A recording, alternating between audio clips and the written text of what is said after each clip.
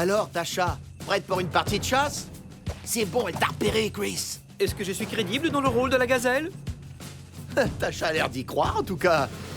Les guépards choisissent des proies qui ne sont pas sur leur garde. Alors je vais faire un effort pour me concentrer sur cette herbe qui se trouve à mes pattes. Trop verte, non. Trop sèche, trop piquante. Le guépard s'approche le plus possible de sa proie. Il peut courir très très vite, mais sur une courte distance. La gazelle est beaucoup plus lente, mais elle peut courir plus longtemps. Donc, avant même de s'attaquer à sa proie, le guépard s'avance autant qu'il peut. Elle commence même à être trop près, je trouve. T'as raison, là, elle est vraiment très près. De l'herbe à éléphant, nutritive et riche en fibres.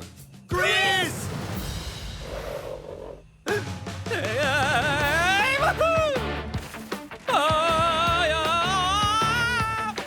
Quand il court, le guépard fait de longues enjambées qui peuvent mesurer jusqu'à 8 mètres à vitesse maximale, la longueur d'un petit autobus scolaire. C'est la colonne vertébrale. On la voit se plier et se déplier.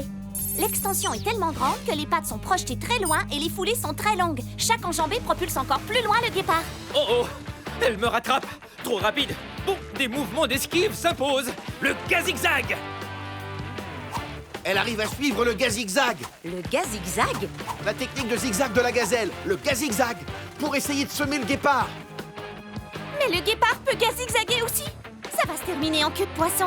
En parlant de queue, regarde celle de Tasha. Elle fouette à droite et à gauche, en haut et en bas, à droite, à gauche, tout ça pour garder l'équilibre. Oh, elle se rapproche. Ah! Impossible de la semer! Oh! Une colonne vertébrale souple, c'est exactement ce qu'il me faut. Oh!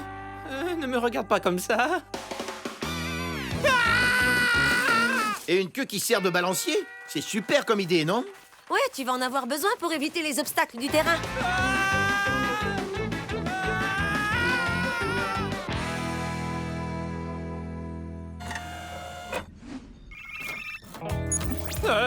Un coup de main serait le bienvenu!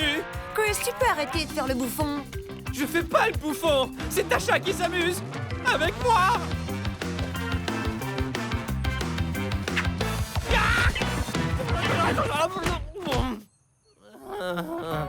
Hé! Je viens de découvrir quelque chose d'intéressant avec ce dernier plaquage au sol. Mis à part cet ergot acéré fait pour agripper leur proie, les guépards ont les mêmes griffes que les chiens. C'est vrai! Presque tous les félins, lions, chats de maison, léopards, possèdent des griffes rétractiles. Ils rentrent leurs griffes quand ils marchent ou courent pour en protéger la pointe aiguisée. Et ils les sortent pour se battre ou attraper quelque chose. Oh oui, regardez, dedans et dehors. Mais chez le guépard, les griffes sont toujours sorties parce que ce félin est un coureur et qu'il a besoin de traction.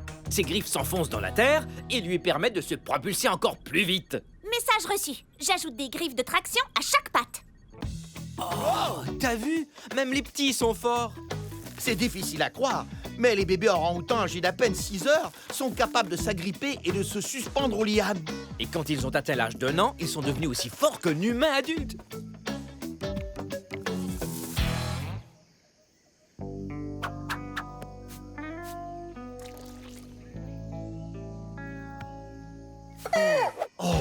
D'après moi, elle a dû se faire mal au bras à force de se balancer. Ça, tu peux le dire, les orang-outans passent 99% de leur temps à se balancer et à grimper. Et à force de se balancer, même les orang-outans ont des douleurs aux muscles.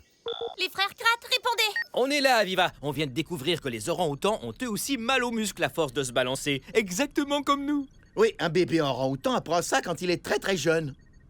Ça va, on a compris. Nos muscles sont raidis, endoloris, ils ne sont plus bons à rien. Je n'arrive même pas à travailler sur les pouvoirs des orang-outans. Oh, pitié, rapportez vite la trousse de secours! Ne t'en fais pas, on se met en route. Oui, mais si on reste... Il va falloir trouver une astuce pour échapper à cet orang-outan fort comme Hercule. Herculo! Herculo? Herculo! Hercule, l'orang-outan. Hercule-O. Herculo! Ah, ça me plaît bien. Lancement de l'opération, évitez le piège Herculo. Ouvre l'œil, frérot. La voie est libre. C'est bon.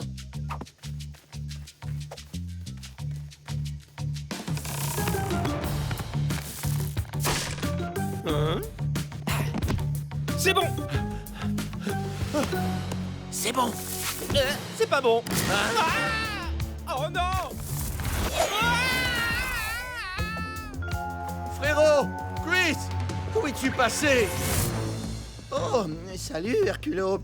Dis donc, ces bajoux, elles sont vraiment impressionnantes, tu sais.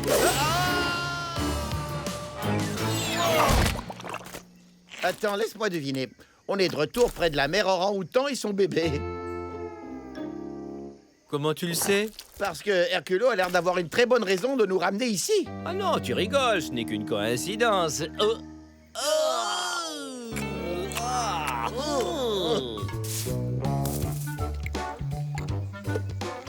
Mais pourquoi est-ce qu'elle mange des feuilles aussi dégoûtantes? Elle les mâche, c'est différent. Tu vois bien qu'elle ne les avale pas. Elle les mastique jusqu'à ce qu'elle les transforme en un liquide vert mousseux.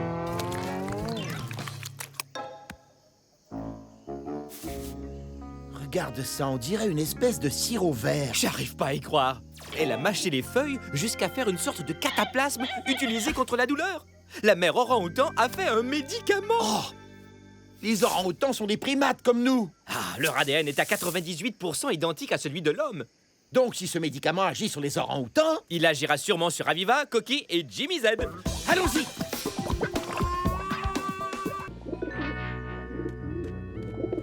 Hein? Hé, où est-ce qu'il va?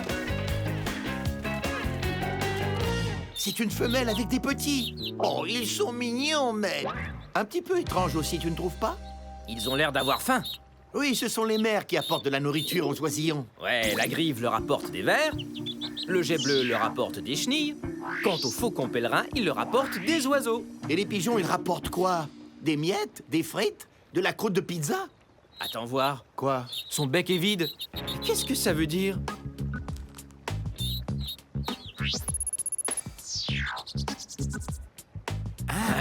Non, mais je rêve, j'ai la berlue. Cette mère pigeon est en train de donner à boire du lait à ses oisillons. Un oiseau qui donne du lait? Mais seuls les mammifères donnent du lait. Comme les mères kangourous, par exemple. Ou les juments, les mamans ours. Et pas les oiseaux. À l'exception du pigeon. Il n'y a pas de doute possible. Un liquide semblable à du lait coule le long de sa gorge jusque dans le bec des oisillons. Du lait de pigeon. Les pigeons sont parmi les très rares oiseaux du monde à donner du lait à leurs petits. Étrange, mais cool aussi. Quelque chose me dit qu'on a jugé un petit peu trop vite nos amis les pigeons. Tu as raison. Même les animaux les plus ordinaires peuvent faire des choses extraordinaires. Chris, tu sais que t'es en train d'appuyer sur ton bouton d'activation en même temps que le pigeon te picore le nez? Oh oh! Chris? Chris!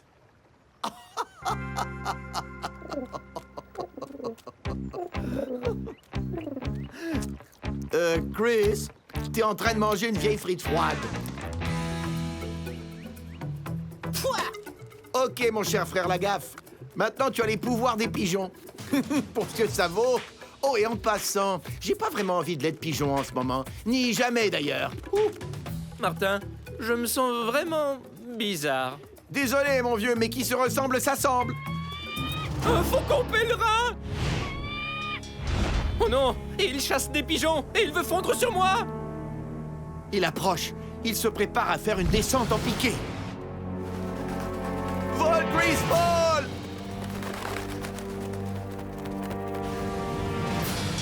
Ah! Ah! On a trouvé un faucon, mais le faucon a trouvé Chris dans son costume de pigeon. On arrive! Ah! Ah! Mais il y a au moins ça! Ce que je pensais être du gras de pigeon est en réalité du muscle! Le pigeon a de puissants muscles pectoraux qui l'aident à battre rapidement des ailes. Sa vitesse est de 60 km/h. C'est rapide pour un vol horizontal. Mais en vol piqué, le faucon est beaucoup plus rapide. 380 km/h. Il a replié ses ailes pour être aérodynamique. Il laisse la gravité l'attirer vers le sol et fend l'air comme une flèche. Pas de doute, c'est l'animal le plus rapide du monde.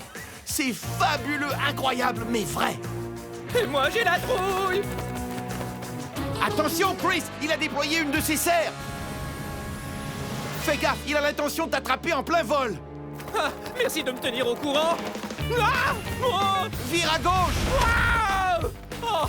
Ouh! De justesse! Ah! Ah! Il te talonne toujours, Chris. Hey! Peut-être que ce costume de pigeon a quelques pouvoirs, après tout! Wouhou! Quand il s'agit de vol horizontal, le pigeon est très rapide. Martin, on vient juste de commencer notre trek. Tu ne devrais peut-être pas boire autant d'eau. Je n'ai bu que 3 gorgées. Moi, je crois que tu en as plutôt bu 5. Peut-être 4, en fait. Mais tu as raison. Nous nous sommes peut-être bien préparés, mais nous aurons sans doute à nous mesurer à l'un des plus redoutables déserts de la planète. Il n'y a que 5 cm de précipitations par an ici. La température dans la journée est de 39 degrés Celsius. Et le meilleur moyen de s'en sortir est d'avoir les créatures du désert comme guide. Comme le dragon barbu. Il ressemble à un mini dinosaure préhistorique. Mais ce n'est pas le meilleur des danseurs. Tu as vu toutes les épines qu'il a sur le corps? Oh, je vais l'appeler Epinatus. Coucou! Ne t'approche pas trop de lui, Chris. Il est en train de boire. Qu'est-ce que tu veux dire? Il n'y a pas d'eau, ni de flaque, ni de ruisseau. Rappelle-toi, ce qu'il y a de plus incroyable avec les dragons barbus, c'est leur façon de boire. L'eau circule grâce aux petits sillons de leur peau et atterrit directement dans leur bouche. C'est exact! Et ils peuvent se rafraîchir avec de simples gouttes de rosée qui glissent sur leur dos. Je vais donner quelques petites gouttes d'eau à mon ami lézard qui a l'air assoiffé. Les sillons de sa peau récupèrent l'eau, et dès que le dragon barbu commence à boire, l'eau continue de circuler pour arriver directement jusqu'à sa bouche. C'est comme s'il avait des pailles un peu partout sur le corps qui lui permettent de récupérer l'eau dans sa bouche. Oh oh, moi si j'avais ça, j'aurais de la limonade sur le dos toute la journée. Oh là là, d'après l'emplacement du soleil, il ne nous reste que 3 heures avant la tombée de la nuit. On ferait mieux d'aller vers l'est, dans la direction opposée au coucher du soleil. Et on en apprendra davantage sur les techniques de survie dans la brousse australienne. On fera tout pour que tu sois fier de nous, mon petit Epinatus. À plus! Le Nazik est le singe qui possède le plus gros nez. Il n'a pas l'air réel, mais il l'est. J'aimerais bien avoir un nez comme celui-là. C'est cool! Je sais comment t'appeler Gros Nez, en hommage à ton pif. La grande question est, à quoi lui sert ce nez énorme? Pourquoi est-ce qu'un singe aurait besoin d'un nez comme celui-là? Il y a une chose de sûre, ce n'est pas son nez qui va le ralentir. Il ne faut pas perdre ce nez de vue! Wouhou! Les Naziks sont très à l'aise dans les arbres! À ce que je peux voir, il y a 8 singes dans cette troupe. Et Gros Nez est le seul mâle adulte. Tous les autres sont des femelles ou des bébés singes. Comme ce petit curieux. Hé, attends, Fouineur. Eh, pas si vite, Gros Nez! Wouhou! Hop! Ouais! Ah, Ah! Wouhou! Tu as vu ça, Gros Nez? Ça fait mal. Oui! Aïe!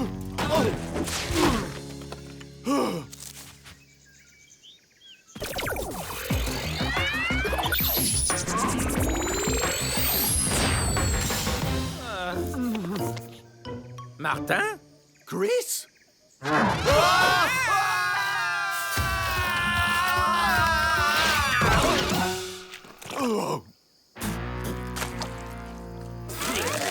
Alors, ça te fait rigoler de nous voir tomber, Gros Nez. Je trouve que ce look vous va plutôt bien. Et grâce à vous, on sait maintenant que les mystérieux poils appartenaient aux Naziks.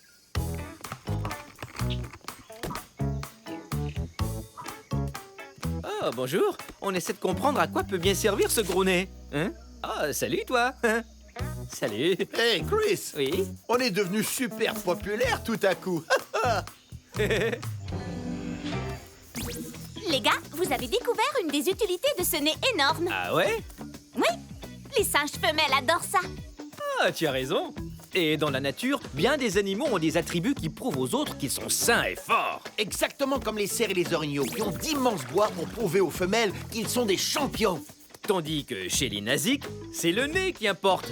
Donc plus le nez est gros et pendant, mieux c'est. J'en connais un qui n'est pas très content de voir qu'il y a 2 mâles de plus dans sa troupe. Je désactive mon costume. Oh oh, la boule endommagée. vaut mieux qu'on dégage. Désolé, faut qu'on se sauve.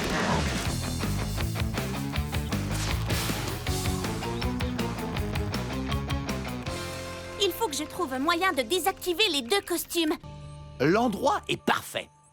Ok, toi tu fais la sieste, Patibule, et moi pendant ce temps je fais le guet.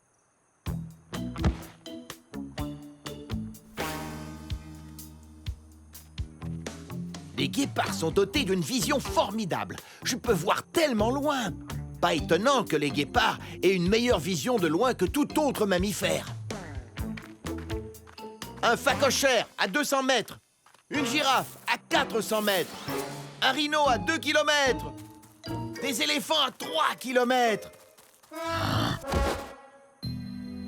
Oh, est-ce que le petit Patibule a fait un cauchemar? Ce n'est rien, voyons. Ah! Arrêtez, au secours! Ah!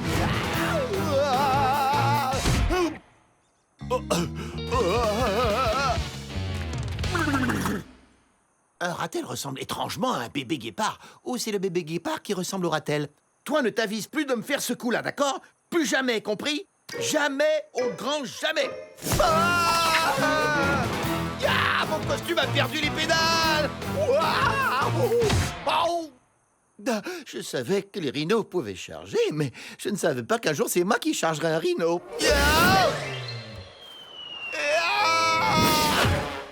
Patibule, te voilà!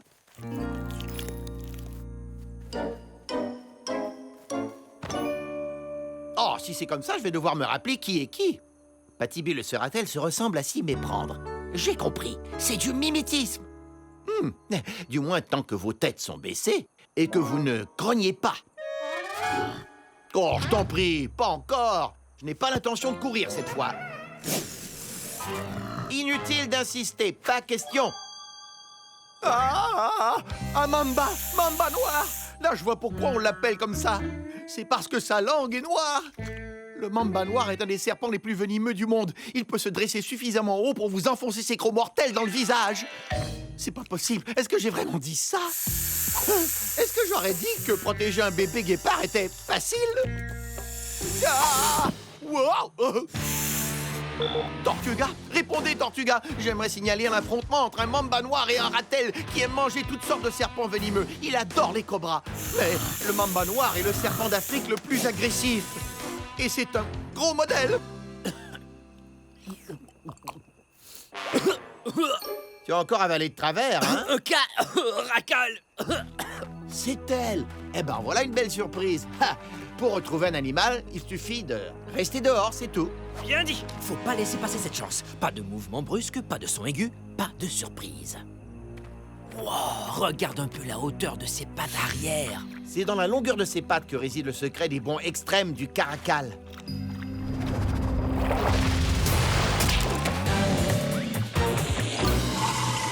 Wow! Je t'avais dit que le caracal est un des félins les plus agressifs. T'as dit ça? T'as pas dit ça? Bah, j'allais le dire. Peu importe, t'as raison. Regarde comme elle tient tête au crocodile. Voilà, ça, c'est une attitude de vainqueur. Oui, tout est dans cette chatitude. Mais aussi dans ses bonds. Et si on voyait ça? T'as vu ses réflexes rapides comme l'éclair? Et les puissants muscles de ses pattes arrière qui la propulsent dans les airs. Juste à temps pour éviter la mâchoire du crocodile. Oui, seul le caracal a... Ah non. On l'a encore perdu. Oh, on a réussi à suivre des guépards, Des lions? des léopards, mais on n'arrive pas à rattraper un caracal. Alors pourquoi ne pas laisser le caracal nous attraper? Hein? Oh, un camouflage d'oiseau. On peut activer nos costumes avec les pouvoirs des pintades et laisser le caracal nous mettre la patte dessus. Non. Est-ce que tu as vu ces griffes?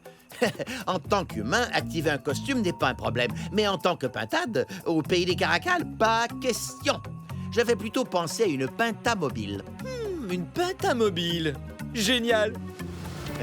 Aviva, écoute-moi ça. Petit changement. On tient enfin un moyen infaillible de retrouver ton moineau et de te le rapporter. Je suis prête à faire n'importe quoi. Comme fabriquer une pentamobile dans laquelle on va pouvoir se glisser. Un robot pintade cheval de Troie. Je m'en occupe. Revenez vite au Tortuga. Ce sera prêt.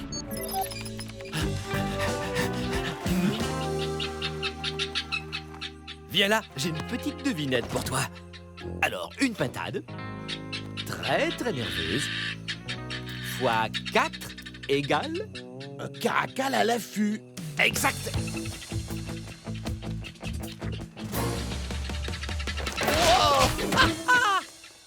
T'as vu ça? 2 patates d'un seul coup et d'un même bond. Il a un sacré coup de patte en plus de tout le reste, c'est sûr. Oh, voilà un guépard qui veut sa part.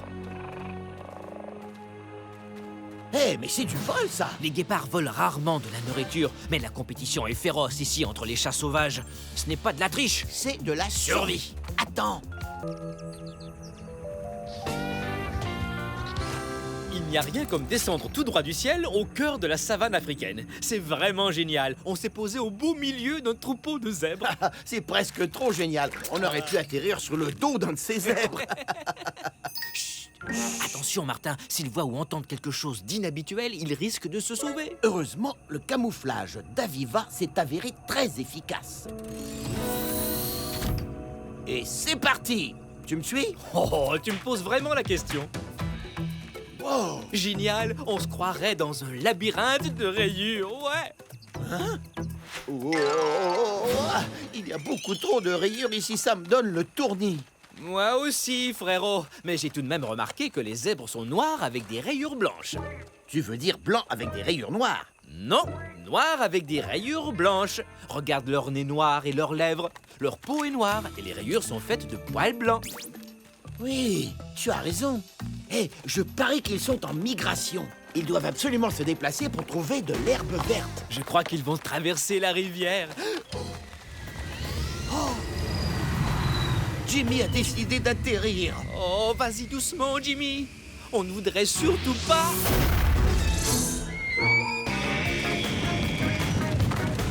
que tu fasses peur au troupeau.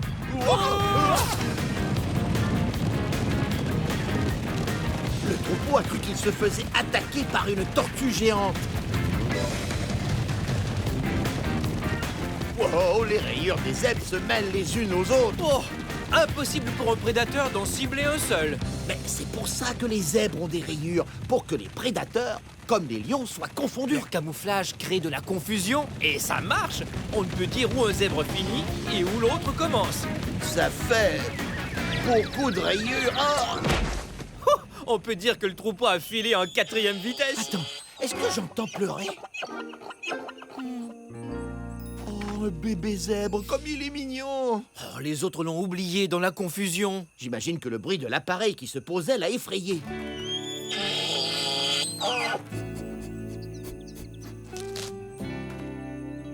Pauvre petit, il a perdu sa mère nomade. Et le troupeau? Ah, désolé, je ne voulais pas effrayer le troupeau en faisant atterrir le Tortuga. T'inquiète pas, Jimmy. Il faut simplement retrouver sa mère. Une petite minute.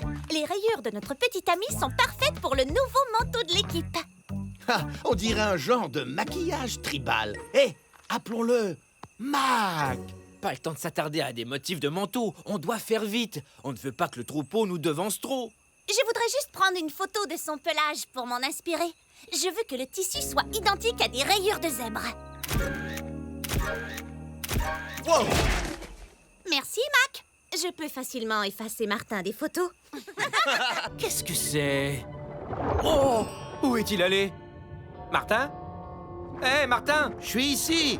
Toi, où es-tu? Je suis juste ici, la lumière qui clignote.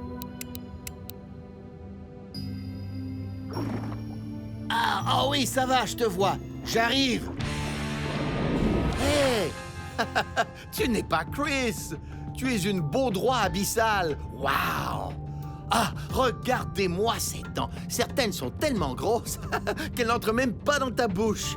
Waouh! Bien pensé. Tes dents sont courbées vers l'intérieur. Donc c'est facile pour tes proies d'entrer, mais non d'en sortir. Plutôt cool. Fais attention! C'est un dangereux prédateur, alors méfie-toi. Ouh.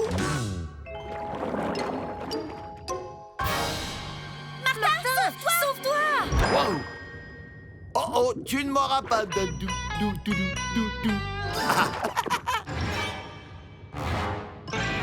Oh wow, génial! Cette lumière est faite de millions de bactéries phosphorescentes prises à l'intérieur de ce petit sac.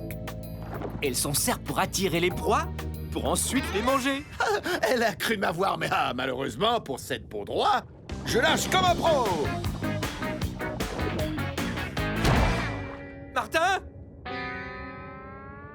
Tu veux m'attraper? Wouhou, hé, ha, ha, hé, hé.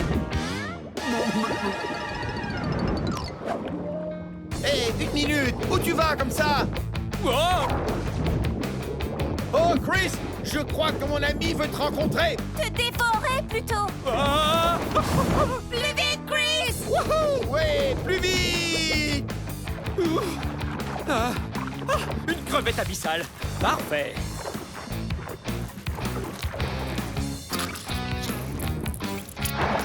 Wow! Oh. Oh. De la colle! Quoi? De la colle! Cette crevette abyssale a le meilleur mécanisme de défense qui soit. Lorsqu'elle se sent menacée, elle projette une colle lumineuse pour tromper son prédateur. Pendant que le prédateur attaque la colle, la crevette en profite pour s'enfuir.